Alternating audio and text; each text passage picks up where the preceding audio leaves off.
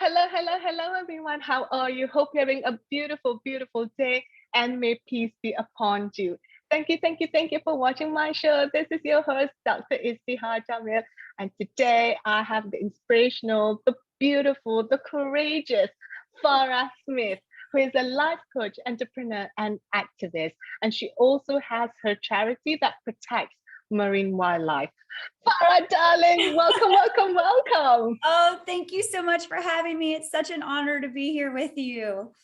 Thank you. It's my absolute pleasure. And Farrah and I, we've been tagging each other on social media a little bit. We know that we're actually neighbor in the sense that we live quite not too far from each other. We can literally be with each other within, a short driving distance. I'm like, hello, neighbor. I know, it's so nice. There's very few people in LA right now, so it's exciting, especially how we met. It was an international community, so it's very exciting to know we're so close to each other.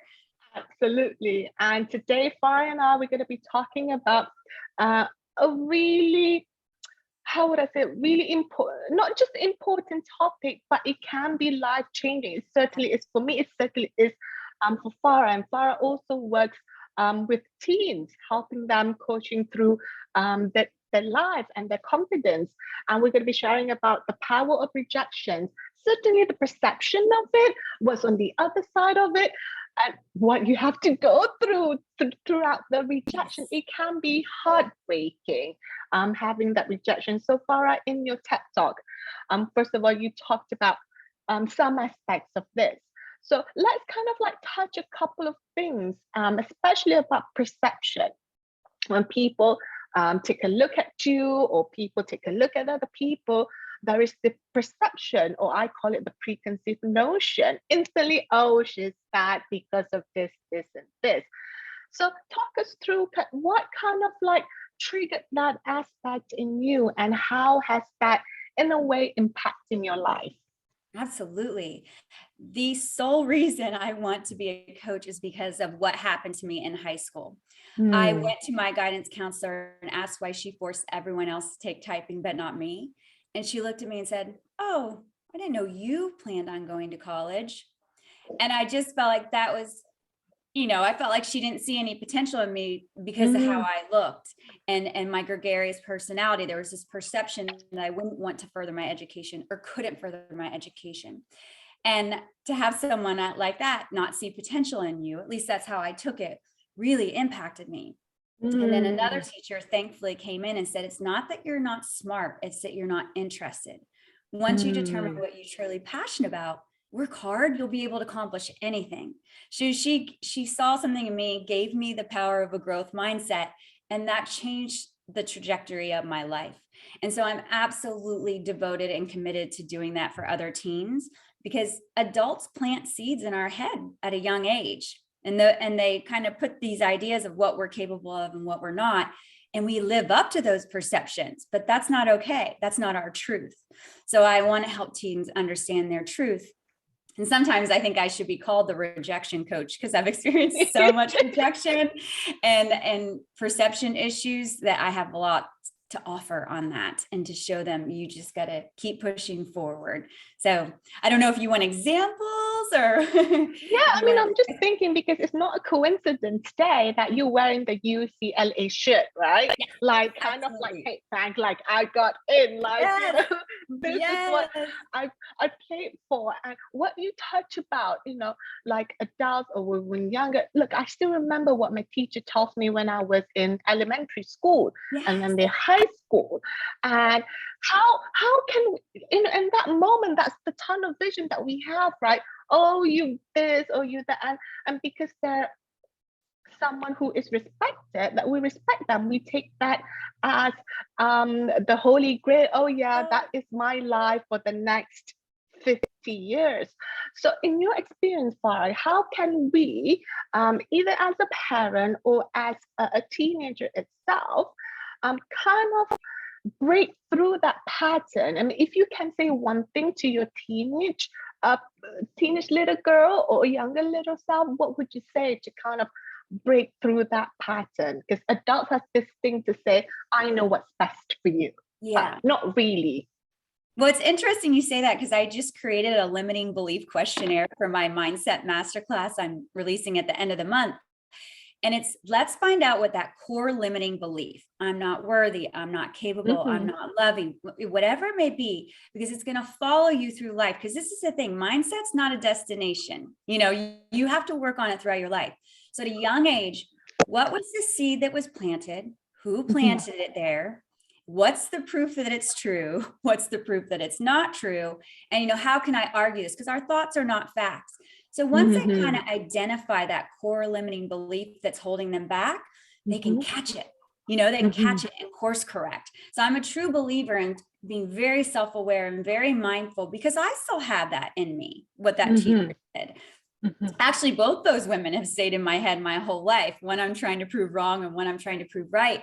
But when you center yourself and you're grounded in the present moment and who you truly are, you can say, no, that little voice, I'm not going to listen to that, because that's not my truth. And just learn to question it and be aware of it, and never beat yourself up for having it. Just let it float right by. I see you. I know you're from my childhood. Yeah. We're going to keep it moving. We're going to keep it moving. Right. So I think being self-knowing, being self-aware, and then challenging and moving on is what you can do. Being knowing, being self-aware, right? So take it to this present moment for the women that are listening to this conversation right now. Being self-aware that, okay, what I choose to listen, what I choose not to listen, what I choose to be the truth, what I choose not to be the truth. Now, coming into that and facing rejection, it's not easy, Farrah, whether it's in your career, whether it's a relationship, whether it's from your family members. And rejection is going to happen in different aspects of life. But how can we stay true to our truth, stay true to our dream, to have that, whatever, like our dream, even when the world says no? Like, for example, your TED Talk, right? When you're applying to become a TED speaker, there's a possibility that you will say no, several times over from different organizers, different people. I know I was said no to 9 times. I'm like, oh my God, I'm such a failure, kind of like. Yeah. But there's something that kept you going. There's something that kept me going. So what is that thing when people say no to you? How can we stand up? Like Lady Gaga said in an Oscar-winning speech with a black Valentino dress, it is not about winning. It's about how many times you get up and fight. So tell us, what are the things that we can be a fighter even when I don't feel like it? Yeah, there's a couple things. Well, first of all, the reason it was titled The Power in Embracing Rejection, because we're all going to be rejected.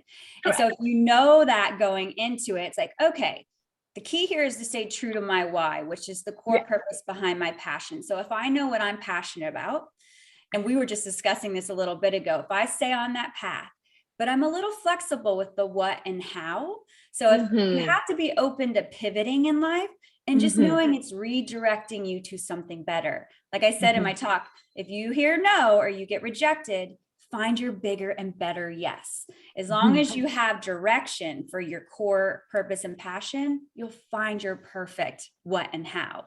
But you have to be patient. Again, I mean, this goes all the way back to my childhood.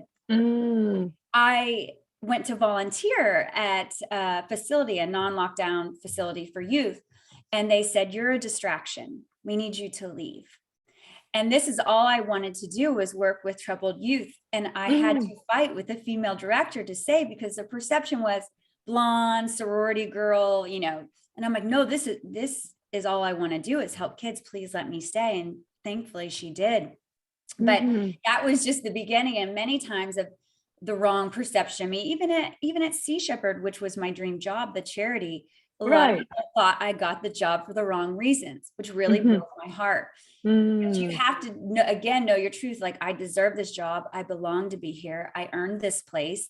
And the noise is not, I'm not going to let the noise get to me. I know who I am, and that's what matters.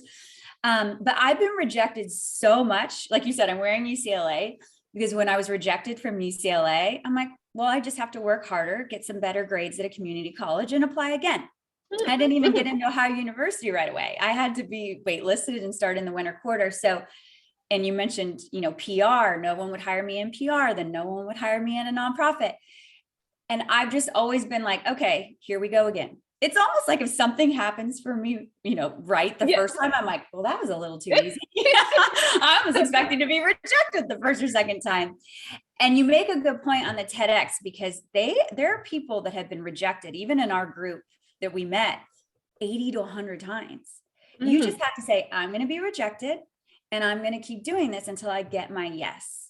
Mm-hmm. And so I think that acceptance of this may be part of the process, but I'm not going to give up. It doesn't hit you as hard. It's like, okay, I wasn't meant for that one. I'm just going to keep trying. So I think the more you've been rejected, the more resilient you are, which is I have a whole module in my course about resilience, and it's all about rejection, because I think you need to be prepared for failure and rejection to succeed and reach your highest potential. Absolutely. Absolutely. And I feel that rejection is also kind of like a tweaking to the right place that you're meant to be. For my TED Talk 9 times, right? But the perfect one, the 10th one, was the perfect yes for me. It's exactly what I wanted. Had I given up at number 2 and number 3, I wouldn't have that experience. And what I really like what you say, and kind of like, look, this is my dream. This is my true purpose. This is where my GPS, my compass is guiding me towards. And no matter what the world says, if I stay true to that course, I stay loyal to it, fight for it, it's going to happen, no matter what the world says. So have you kind of like experienced, obviously you have gone through it, because here's the thing, people let the world or society or wherever it dictates what their dream is. So how can we have that faith? Is there a story that you can share? Like, look, people say, I'm this, do this, blah, blah, blah, blah, blah. I'm not going to do this, which you shared with your teacher earlier. I don't think you've got the aspiration to go to college, but in a way that if you decide what your world is going to look like, it's going to happen, at some point or the other. Can you kind of like give us some tips to have that, whether it's resilient or have that faith in yourself first and foremost? Yeah. Well, one of my favorite speeches, and I hope everyone looks it up, is Steve Jobs' The Power of Connecting the Dots. It was his Stanford University speech. And I'm a true believer, and I reflect back always of what rejection and failure got me to where I am now, so that when I'm moving forward, it's almost the hero's journey as well. It's like, well, I've been here before, and this kind of, the path to success isn't linear. That's just a fact, and so you're going to go on these windy roads, and as long as you keep moving forward, you're going to end up at your desired destination. But like you just said, you have to be flexible. So with Sea Shepherd, when I wanted to go to a nonprofit, no one would interview me, even because you need 2 to 5 years experience. And I just was not going to give up. And then I kept thinking land animals, and that wasn't working out. And then I discovered this show, Whale Wars, which was all about saving marine wildlife. And I had never considered ocean conservation and marine wildlife. But at the end of the day, my purpose and passion is helping animals. So once I remembered the core purpose and passion, I realized it doesn't really matter if it's, a land or sea or whatever it may be. So I had to learn to be a little flexible in my vision of how that was going to manifest and play out. And once I did that, I landed my dream job at my favorite charity. So I think not being so rigid and trusting a little bit, we both are believers in that. You have to trust a little bit that it will unfold. It may not unfold in the time you want, on the timetable you want, and maybe necessarily how you envisioned it, but just fight for the future you want. You will get there. Yes, and the flexibility of it, right? The dynamic. Oh, maybe I need to go. If it was a straight line, we'll all go to heaven straight away, don't we, darling? Yes. Well, I always say that there's very few people you admire that have a story of, easy to success. No, it's struggle to success. And so I always recommend to teens and adults, go read people's bios, go look about their history, look up the people you admire. Everyone has had to overcome something. And that's why I decided to talk about my anxiety and depression. That was terrifying. I could count on one hand how many people knew about that when I decided to do my TEDx. And I was terrified. were people going to judge me? Were they going to reject me? Were they going to think I wasn't as smart or successful or capable? And I just had to be like, you know what? If I have succeeded at the level I have with anxiety and depression, that actually makes me really strong. And I have to be proud of that. And I also have to inspire the younger generation, whether it's socioeconomic background, the type of things you've dealt with, anxiety and depression. We all have something that we feel like might have a little shame around, but if we own it as our truth, we can actually make it we feel stronger and more capable, and we're more relatable and more inspiring. So I just wish more people would kind of take that, Brene Brown calls it the shame shadow, kind of take that shame shadow, put it out front, own it, and be like, this is who I am. It's like what you did. Okay, please tell your story in case people haven't heard it. I cried at your TEDx. It was so powerful. So please tell people about what you did, because I want everyone to know and hear this. Oh, thank you so much. That's the thing, is it, about vulnerability? Like, who wants to put all the shame out there? Like with me, like I shared in my TED talk, coming to America, just moving to America. Obviously, it's the dream thing, isn't it? Coming to dream, the American dream, coming in. Someone knocks at the door. My daughter Nada was like, "Mommy, someone's at the door." We go open it. No one was there. Look down. What the green plastic bag? I'm like, what on earth is this? And then suddenly, it couldn't be. Open it. The smell was atrocious, but I can literally smell it now, right? And then what breaks my heart is that when my daughter's like, "Mommy, why are they doing this to us?" She doesn't understand what people are doing this to us. So I go to Whole Foods, right? Whole Foods, like this is not some uppity down market, like Whole Foods. I wanted to get some dates. And then another shopper, middle-aged white guy, says to me, "Are you a Muslim?" "Yes, I am." "Well, I've read the Quran. It says that killing in the name of Islam is permissible. Are you going to blow yourself up?" And then I'm thinking, hang on a minute, dude. Do you even read Arabic? Like, wow. It's just a shock that I lived in England before. You can tell there's a little bit of an English accent there. Yes. But I haven't, but in America, it's like, it's just a different kind of experience. And talking about it just give me that, like you had, the anxiety, the fear, which is not easy to navigate through, because who am I going to speak to? My mom and dad are 1,000 miles away. There's just me and my husband and my kids. I don't even know if it's safe to go out, right? But I think, Farrah, that is the thing when you put it out there, just like you said, that vulnerability is what makes us so attractive. Yes. Because we're no longer robots. We have connection. You shared about your anxiety and the state of mental health that you've gone through and still are, still in going through now. And then hang on a minute, she's just like me. Farrah is just like me. I've got the cheetah hijab today, Farrah. But I'm like, hang on a minute, Farrah's just like me. I can relate to her. Like she's gone through all this rejection. She's gone through people thinking her like this. But we're a fighter, darling.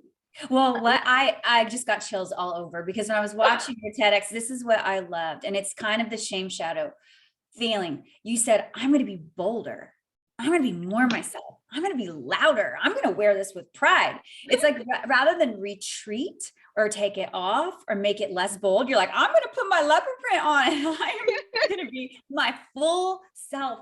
And when I think about what that did for your children, you know what I mean? To see you not retreat, not to be smaller, not to hide it. You're like, I'm going to come out stronger and more bold. Wow. Good on you. I found that so inspiring. And it even gave me strength. I try to live my truth, but even I was like, that's a little harder than what I've been through. And she's inspiring, and which is why I love you so much. Cause I'm like, wow, that must've taken a lot of courage, cause that's scary. Like you said, with anxiety and depression, it's more, ego. With yours, there's a little danger, I'm sure you had some fear, right? When you prayed a little bit. Absolutely. So let's hone in on this fear, Farrah, because a lot of time this fear can be so paralyzing. And when you have so much fear, it impacts your health, right? because you keep on thinking this and that. You get so scared, chest contracted, you couldn't sleep well. So it impacts your health. So how can we kind of embrace that fear? Because rejection, when you have rejection, is also the fear is going to kick in. And the insecurity is going to kick in, anxiety is going to kick in. So how can we embrace this fear and even just have that little faith or have that little courage to take just one small step today and then one small step tomorrow? What's kind of your advice in that area for the women that are listening today? Oh, I always say, if I am scared, it means I'm going to the next level. I turn it into a positive, because if you're not scared, you're staying where you are and you aren't pushing yourself. You're not expanding. You're not growing. You're not evolving. So to me, if it's just a general fear of like what's next, you know, I'm like, that's a good thing. That's a sign you're about to go to the next level. If it's true fear, like I felt with my TEDx, I go to science, and I do this a lot with my anxiety and depression too. I'm like, okay, you figured your flight, fight, or freeze. Your amygdala is taken over. It's overreactive. If you breathe, calm down your nervous system, you'll get to prefrontal cortex, which is your higher reasoning, you know, and your body. If you understand how your nervous system works, you can calm it down and then move forward and in more, you know, from a place of strength and clarity and peace. So I think it depends on what kind of fear you're feeling. Is it true? You, like you said, the butterflies and you can't speak and you're sweating. That's your nervous system. You can calm that down. If it's fear of like, this job, I don't know if I can get that. And that's just, we're going to the next level. This is a good sign. And I think, gosh, what, I can't think of her name right now. Who's the one that did the high five habit? What's her name? Do you remember? Oh gosh, Gabby just comes to my mind, but it's not her. No, it'll come to us in a minute. Yeah. But she says, and this is so true, your body associates those nervous feelings with fear, but that's also excitement. So if you ever have something to do where you're feeling fear, rather than saying, I'm so scared, say, I'm so excited. And so this isn't nervous energy, this is excitement. And you can almost trick your brain and your body into thinking this is like building up, ready to do something really big and exciting, rather than I'm terrified I'm going to die. So again, it all goes back to me. It all goes back to mindfulness. What kind of fear is this? Is it physical or in my head? What can I do to then move past it? So mindfulness is everything to me. Beautiful. And you said something that's kind of like on point, especially in situations that you just got to breathe, right? You just got to breathe, because a lot of time, and it's just like electricity. When you have the circuit, you have the light bulb at the end. The reason the light bulb is not turned on because there's no electricity. It's not because there's any block. So for us to have that light bulb turned on is to breathe, the oxygen, the blood flow. So kind of like the deep breathing, the slow breathing calms everything down, versus the fast breathing, which is, you know, like when you're running and everything. But okay, Princess Munchkin is here. She just woke up. Say hi to Farrah. Yeah. Hello, how are you? Oh, I love that. I love that. So kind of talk us through that, the breathing method that I have the best thing. So what happens is your breathing gets fast, your body gets tight, all these things. So you do the opposite. So when you're feeling tense, you release your hands, okay, and you relax your shoulders and you relax your jaw. So that takes away the tension. Instead of the fast breathing, you start to breathe really slow. We speak really fast when we're nervous. So if you can say things slowly, you know, so you're basically physiologically doing the opposite of everything you'd feel in a fight, flight, or freeze state. And it really works. I like to do this throughout the day, even, and this comes from Brendon Burchard, but between each task, he says, relax and release. So you relax your body and you release any limiting beliefs, stress, fear. And if you do that throughout the day, it doesn't build up, you know. And if you also know something's coming up, whether it's an interview or a performance or exam, whatever it may be, do relax and release throughout the day. And your body's just like, okay, we're not in danger. Everything's going to be all right. And it's not that you're not going to feel any fear, but it's manageable, right? And even with my TEDx, and I think this is important too, when we're reaching for our highest potential, I was so scared. There was a few days and someone said to me, if you're not going to enjoy this at all, why are you doing it? It was like, whoa, that's so true. I wanted this so bad and I'm letting my fear ruin it. Like, why would I let that happen? So I had to put some joy back into the process. And it just was a complete shift for me. So if you're going for a big job or anything that makes you nervous, like put some joy back in the process. This is your dream. This is what you wanted. So absolutely. And it's just surprising me when you say, you were so scared before the TED Talk, because I'm like, oh, Farrah just nailed it. She looks so confident in it. But that's the thing. People only see the front end, Farrah. They don't see all the bad things that you have to do, all the number of time rejections. Like you said, you've gone through several rejections. Even in the TED process, the preparation that you have to do, the memorization, the story crafting, all sorts of things. But people only see the front end. And I'm like, now I love you even more, because I'm like, Farrah, just like me, I freaked out in the green room. I was doing the jumping jack, I was doing the stretching, I was like meditating, because it is, like you mentioned, the full potential, right?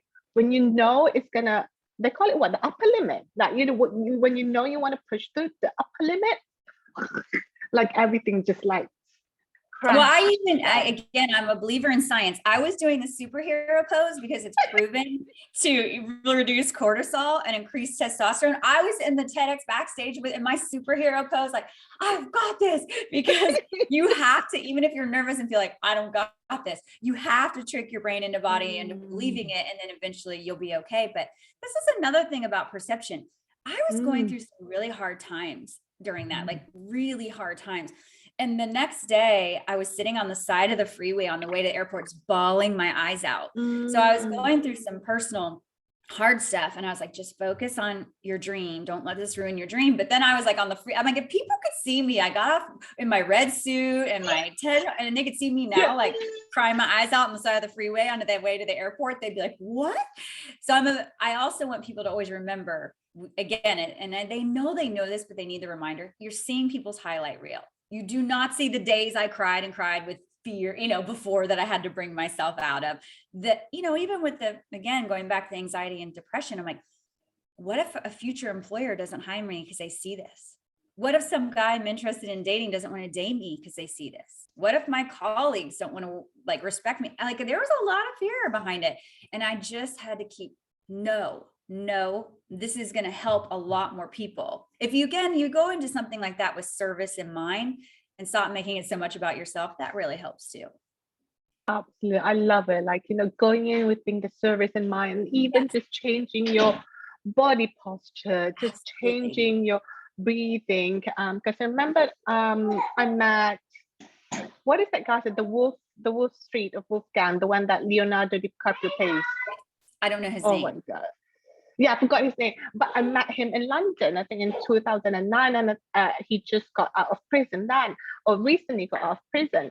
But he says exactly what you said, Farrah. Change the way you stand.